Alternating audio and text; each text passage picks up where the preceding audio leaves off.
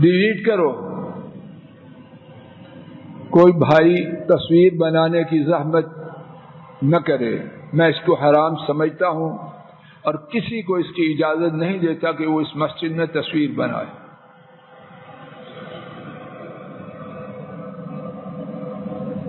اعوذ باللہ السمیع العلیم من الشیطان الرجیم من حمدہ ونفخہ ونفثہ.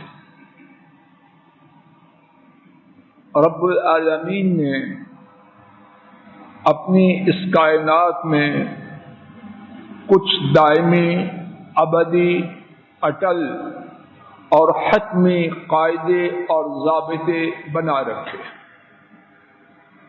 وہ قاعدے ہزاروں سال پہلے تھے، اب بھی ہیں اور قیامت تک رہیں. آج کے خطبہ عید میں اللہ مالک کی توفیق سے رب العالمین کے ایک قاعدے کے حوالے سے کچھ ٹوٹی پھوٹی گزارشات عرض کرنے کی عاجزانہ کوشش کرنا. اور وہ قاعدہ یہ ہے کہ مجھے اور آپ میں سے ہر بھائی اور بہن، بیٹے اور بیٹی کو اس کے جاننے اور اس کو اپنی زندگی میں اپنے پیش نظر رکھنے کی شدید ترین ضرورت ہے. وہ قاعدہ یہ ہے کہ جو شخص اس دنیا میں اللہ کے لیے قربانی دے، اللہ کریم باوفا ہے، اللہ کریم کریم ہے، اللہ کریم غنی ہے. اللہ اس کی قربانی کو ضائع نہیں کرتے. اللہ تعالیٰ اس سے بے وفائی نہیں کرتے. اللہ تعالیٰ اس کی ناقدری نہیں کرتے، بلکہ رب کریم اپنی رحمت سے اس قربانی کا عظیم بدلہ بندے کی قربانی کے مطابق نہیں، اپنی شان کے مطابق عطا فرماتے ہیں. اور یہ بدلہ رب ذوالجلال دنیا میں بھی دیتے ہیں اور آخرت میں کیا کچھ ہے وہ وہی جانے. اس بارے میں کتاب و سنت میں دلائل اور شواہد کا مبارک سیلاب ہے.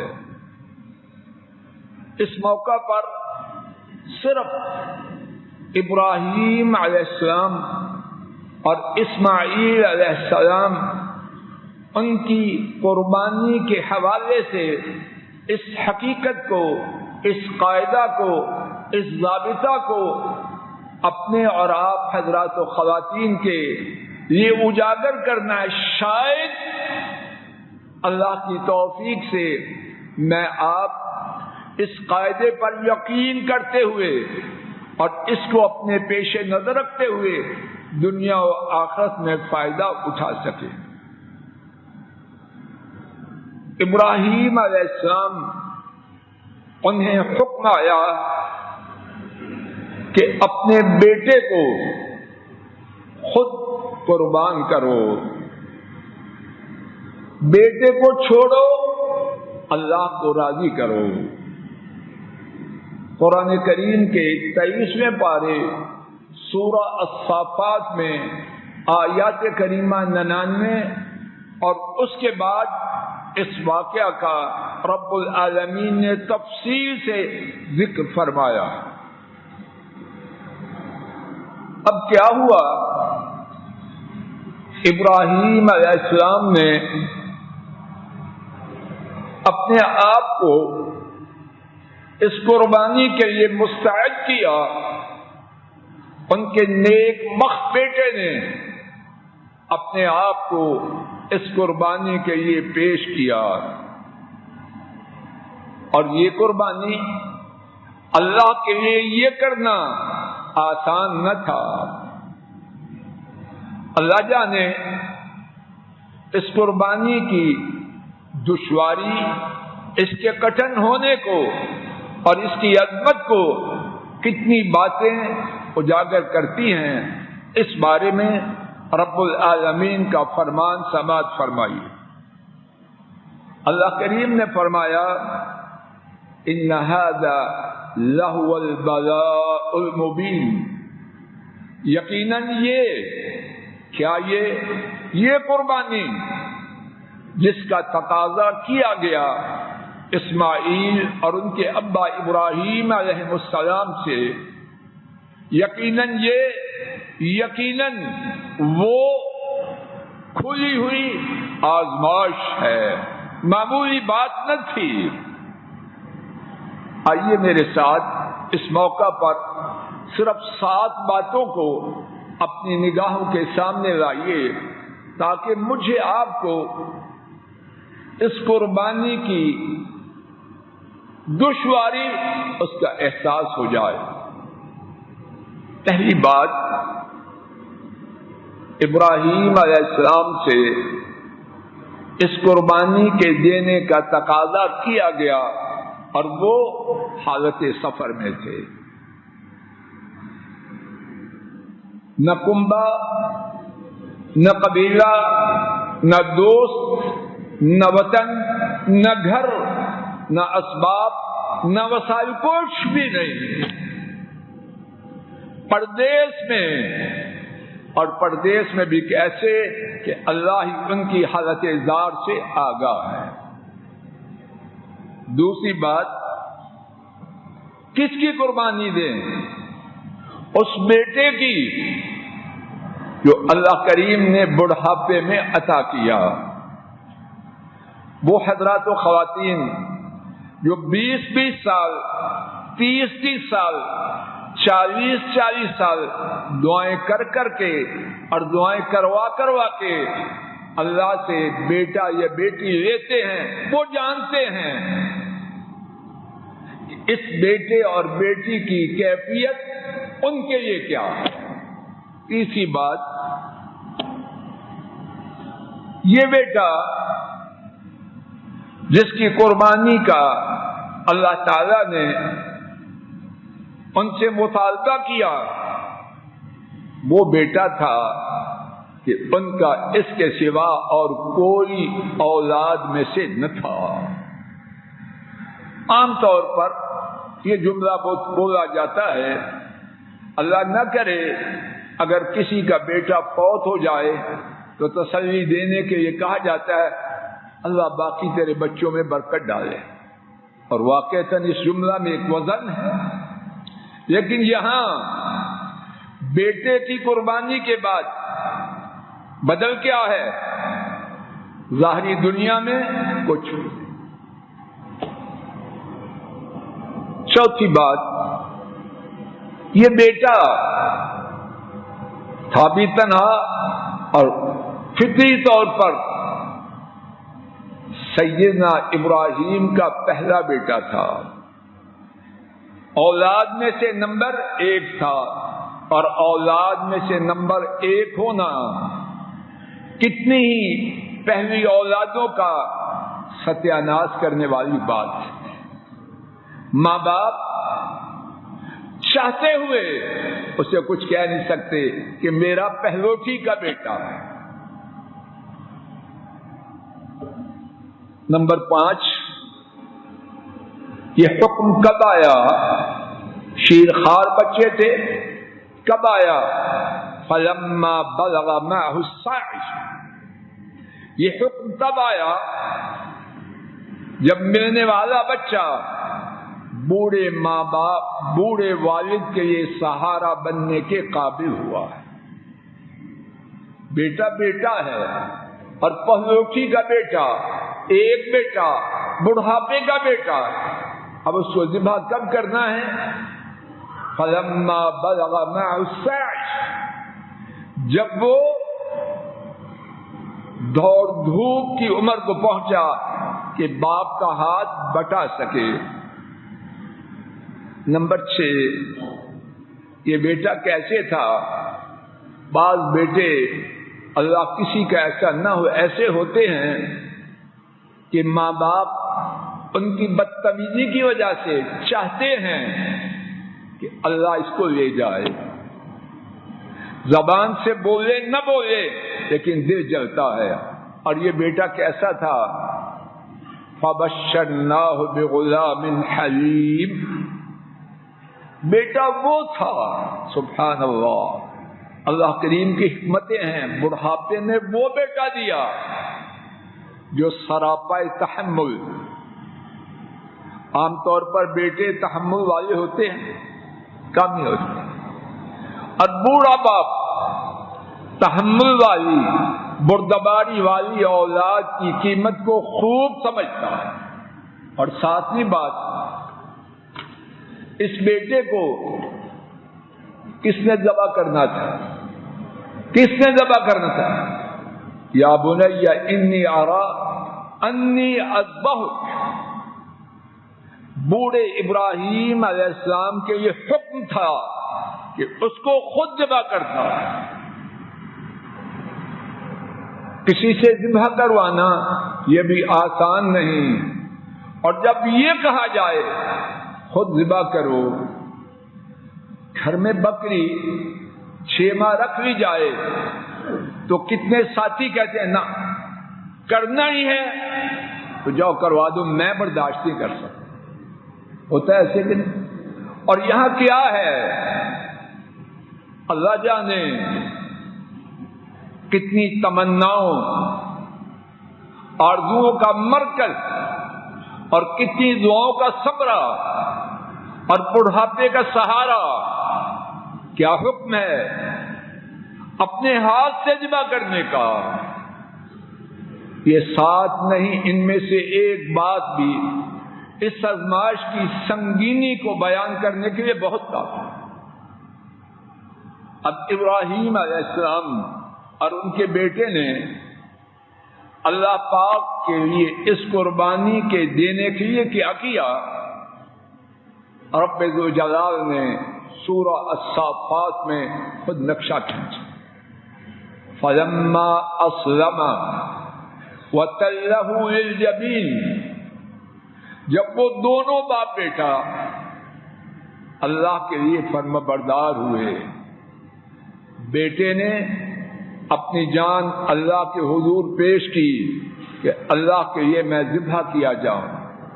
اور بوڑھے باپ نے اپنے پہلوٹی کے اکلوتے بڑھاپے کے سہارے بردبار بیٹے کو اللہ کی راہ میں قربان کرنے کے لیے تیاری کر لی. اور دونوں نے بعض تفسیروں کے مطابق دونوں نے لا الہ الا اللہ پڑھا کہ اب بیٹا جا رہا ہے. وَتَلَّهُ لِلْجَبِينِ. اور کیا کیا؟ سبحان اللہ. باپ نے بیٹے کو پیشانی کے بل گرا دیا. مفسرین نے اس کے 2 معنی بیان کیے. ایک معنی پہلو پہ اور دوسرا معنی اوندا. کیوں؟ اللہ بہتر جانے. بعض مفسرین نے فرمایا حکمت یہ تھی باپ کی آنکھیں بیٹے کی آنکھیں سے مل جائیں تو کہیں ایسا نہ ہو بیٹے کی شفقت کی وجہ سے قربانی دینے سے قدم ڈگمگا جائے. کیا لوگ تھے. صحیح بخاری میں سیدنا ابن عباس رضی اللہ عنہما نے اس قربانی کے دینے کی قدر تفصیل بیان کی. اس کا خلاصہ سماعت فرمائیے. ابن عباس رضی اللہ عنہما بیان کرتے ہیں جب اللہ کریم نے ابراہیم علیہ السلام کو حج کی عبادت کرنے کا حکم دیا، سائی کی جگہ میں شیطان آیا، ان سے دوڑ لگائی. ابراہیم علیہ السلام اس سے آگے نکل. ابراہیم علیہ السلام اپنے بیٹے کو لیے ہوئے جبریل امین کے پاس، جبریل امین کے ساتھ جمرۃ العقبہ جہاں حاجی کنکریاں مار دی وہاں آئے. شیطان سامنے آیا، ابراہیم علیہ السلام نے 7 کنکریاں اسے ماری اور اس کے بعد اپنے بیٹے کو پیشانی کے بل یا اوندے منہ گرا دیا۔ اب سماعت فرمائیے، بیٹے نے عرض کیا، اے میرے ابا جان، میرے کفنانے کے لیے آپ کے پاس کوئی کپڑا نہیں، تو کیا کیجئے، مجھے چھوڑ دیجئے؟ نہیں، یا چلیے لے آئیں گے پھر ہو جائے گا؟ نہیں۔ سماعت فرمائیے، ابا جان آپ کے پاس مجھے کفنانے کے لیے کچھ بھی نہیں، ایسے کیجئے، اور انہوں نے سفید رنگ کی قمیض پہن رکھی، اس قمیض کو اتاریے اور اسی میں مجھے کفن دے دے۔ کہنا آسان ہے، بوڑھا باپ بیٹے کو ذبح کرنے کے لیے میدان میں اترا ہوا کیا کرتا ہے؟ قدم ڈگمگا جاتے ہیں؟ نہیں، سیدنا ابراہیم علیہ السلام نے اسماعیل کی قمیض کو اتارنا شروع کیا اور سوال رب کی طرف سے آواز آیا، وَنَادَيْنَاهُ أَن يَا إِبْرَاهِيمُ قَدْ صَدَّقْتَ الرُّؤْيَا، اے ابراہیم تو نے اپنی خواب کو سچ کر دکھایا۔ اور اس کے بعد واقعہ کی تفصیل۔ آئیے میرے ساتھ اب یہ سماعت فرمائیے کہ ابراہیم علیہ السلام کو اس عظیم قربانی کا کیا بدلہ ملا۔ بات یہ ہو رہی ہے کہ اللہ کے لیے جو چھوڑا جائے، جو قربان کیا جائے، فضل الہی صاحب توجہ کریں، اللہ کے لیے جو چھوڑا جائے وہ ضائع نہیں ہے۔ اللہ بے وفائی نہیں کرتے، وہ باوفا ہے۔ اللہ بخیلی نہیں کرتے، وہ کریم ہے۔ کیا ملا؟ میرے ساتھ جتنا وقت ہوا چند ایک باتیں ایک ایک کر کے سماعت فرمائی۔ پہلی بات، اللہ کریم نے، اور کوئی بات انشاءاللہ الرحمن اپنی نہیں کتاب و سنت کی، پہلی بات اللہ کریم نے بوڑھے باپ کا سہارا لیا نہیں، دوڑ دھوپ کے قابل بیٹے کو ذبح نہیں کروایا، بلکہ کیا کیا؟ وَفَدَيْنَاهُ بِذِبْحٍ عَظِيمٍ، ہم نے، اس نے بولو، اور ہم نے اس کے بدلے میں بہت بڑا ذبیحہ ہم نے فدیہ دیا۔ اللہ ضائع کرنے والے؟ اللہ کو نہ میری جان، نہ آپ کی جان، نہ میرے مال، نہ آپ کے مال ضرورت ہے؟ وہ غنی ہیں، ہمارا امتحان ہے۔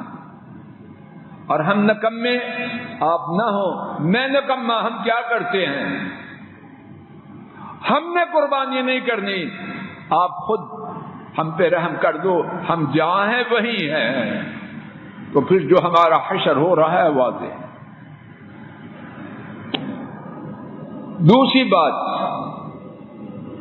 جس کے لیے لوگ مر رہے ہیں، اور یہ جو میڈیا سسٹم ہے اس کا ٹارگٹ وہی ہے، کیا ہے جج صاحب؟ دنیا میں نام اونچا ہو جائے، لاکھوں کروڑوں یا کتنے خرچ ہو رہے ہیں، آپ لوگ زیادہ آگاہ۔ اب ابراہیم علیہ السلام کے لیے کیا ہوا؟ وَتَرَكْنَا عَلَيْهِ فِي الْآخِرِينَ، ہم نے اس کا ذکر خیر پچھوں میں چھوڑا۔ علامہ قرطبی اپنی تفسیر میں لکھتے ہیں، کوئی امت ایسی نہیں مگر وہ ابراہیم علیہ السلام پر درود دے، یہودی، نصرانی، مسلمان، اس وقت دنیا کے سب سے بڑے 3 مذہب کوئی ہے ان میں سے جو ابراہیم علیہ السلام سے لا تعلقی کا اظہار کرے؟ بلکہ ہر ایک کا دعویٰ ہے کہ ابراہیم ہمارے ہیں۔ یہ کس نے کیا؟ لوگ مر جاتے ہیں لاکھوں کروڑوں خرچ کر کے، پھر سارا کچھ پنچر ہو جاتا۔ تیسری بات جو اللہ نے ان کو عطا فرمائی، سلام علی ابراہیم۔ ایک ایک بات، پوری کائنات ایک پلڑے میں، وہ بات دوسرے پلڑے میں، عرش والا رب گواہ ہے، ابراہیم علیہ السلام کو عطا کردہ بات والا پلڑا اس سے کہیں بات۔ سماعت فرمائیے تیسری بات، سلام علی ابراہیم، عرش والے رب، اللہ اکبر، عرش والے رب ابراہیم پر سلام کہہ رہے ہیں۔ میرے ساتھ بوڑھے والدین غور کریں، بیٹا آ کے سلام کہے، بوڑھا باپ کتنا خوش ہوتا، خوکر صاحب ہوتا کہ نہیں؟ اور اگر بغیر سلام کہے بیگم کے کمرے میں چلا جائے تو بوڑھے باپ کی ساری عید خراب ہو جاتی۔ بیٹا ہے کیا ہے، ساری عمر باپ کھلاتا رہا اور باپ اس کے مقابلے میں کروڑوں کا مالک ہے، لیکن سلام دل خوش ہوتا ہے۔ اور یہاں کون سلام کہہ رہا ہے؟ سلام علی ابراہیم، ابراہیم پر سلام کہہ رہے ہیں عرش والے رب۔ اور سلام کا ایک اور معنی بہت شاندار کہ اللہ پاک نے اسے آفات سے بچا لیا۔ دنیا میں بڑے سے بڑے منصب والا، اس کے آفات سے بچنے کی کوئی ضمانت ہے؟ اور یہاں عرش والے رب کی طرف سے آفات سے بچا لیا۔ اور تیسری بات سلام میں کہ جو آئے صدیوں بعد، ہزاروں سال بعد، وہ کہے علیہ السلام۔ چوتھی بات، اللہ کریم باوفا ہے۔ حضرات و خواتین، اللہ کے لیے یہ سبق میں آپ یہیں پھینک کے نہ لے جائیں، اپنے ساتھ رکھیں۔ اللہ کریم نے ابراہیم علیہ السلام نے اللہ کے لیے ایک بیٹا دینے کی تیاری کی، اللہ نے بیٹا نہیں لیا، جانور بھیج۔ بس نہیں، سنیے نمبر 4، وَبَشَّرْنَاهُ بِإِسْحَاقَ، اور ہم نے اسے اسحاق کی بشارت دی۔ وہ اللہ کے ایک بیٹے کی قربانی لے کے آیا، اللہ نے وہ بیٹا بھی سالم رکھا اور ایک اور بیٹا عطا فرمایا۔ پانچویں بات، اللہ پاک نے صرف بیٹا عطا فرمایا نہیں، پھر یاد کیجئے، پہلے بیٹے کو بولو سلامت رکھا، دوسرے بیٹے کی بشارت دی، اور ابراہیم کوئی جوان نہ تھے، پہلے ملا بڑھاپے میں، اب دوسرے بیٹے کے وقت جوان ہو گئے، پہلے سے زیادہ بوڑھے ہو گئے۔ اب اور بات کیا ہوئی؟ بیٹے کے ساتھ پوتے کی بھی بشارت، فَبَشَّرْنَاهُ بِإِسْحَاقَ وَمِن وَرَاءِ إِسْحَاقَ يَعْقُوبَ، ہم نے ابراہیم علیہ السلام کو اسحاق کی بشارت دی، اور ان کے بعد پوتے یعقوب کی۔ چھٹی بات، اختصار سے چھٹی بات، اللہ نے ابراہیم علیہ السلام کے سر پر امامت کا تاج رکھا. محمد کریم صلی اللہ علیہ وسلم آپ کی امت کو بھی ان کی ملت کی اتباع کا حکم دیا گیا، اور اللہ کریم نے ان کی نسل میں نبی بنائے. اور نمبر 7، اس کے بعد جو نبی بھی آیا، جو کتاب بھی نازل ہوئی، اللہ تعالیٰ نے ابراہیم علیہ السلام کی نسل پر ڈالا. نمبر 8، اللہ نے ان پر اور اسحاق علیہ السلام پر اپنی برکتیں نازل کی. نمبر 9، اور اسی پر بات روکوں گا. نمبر 9، اللہ کریم نے نبوت دی، حکمت دی، اور اس کے ساتھ بہت بڑی بادشاہی. وَآتَيْنَاهُمْ مُلْكًا عَظِيمًا، اللہ نے بہت بڑی بادشاہی. اب میں آپ کیا کریں حضرات و خواتین؟ اگر میں آپ چاہتے ہیں انفرادی زندگی میں اور اجتماعی زندگی میں ہماری حالت بدل جائے، ہماری حالت اچھی ہے، رب ذوالجلال گواہ ہے اچھی نہیں، ہاں بدھو بن جائیں، اور ہم بدھو ہیں کہ نہیں میں کچھ نہیں کہتا، اوپر والے نیچے والے بولنے والے سننے بدھو بن جائیں، لیکن ہمارا جینا عزت کا نہیں. اور تفصیل شاید آپ مجھ سے زیادہ جانیں. کیا کریں؟ اور یہ پیغام ہے آج کے عید کے خطبہ کا. اللہ کے لیے قربانی دینا سیکھیں. ہر بات میں قرضہ نیا ملنے سے بیڑی پار نہ ہوگی. اللہ کی نافرمانی سے کنبے کی حالت نہیں سدھرے گی. اللہ کے غلام بن جائیں، اللہ کے لیے سب کچھ چھوڑیں.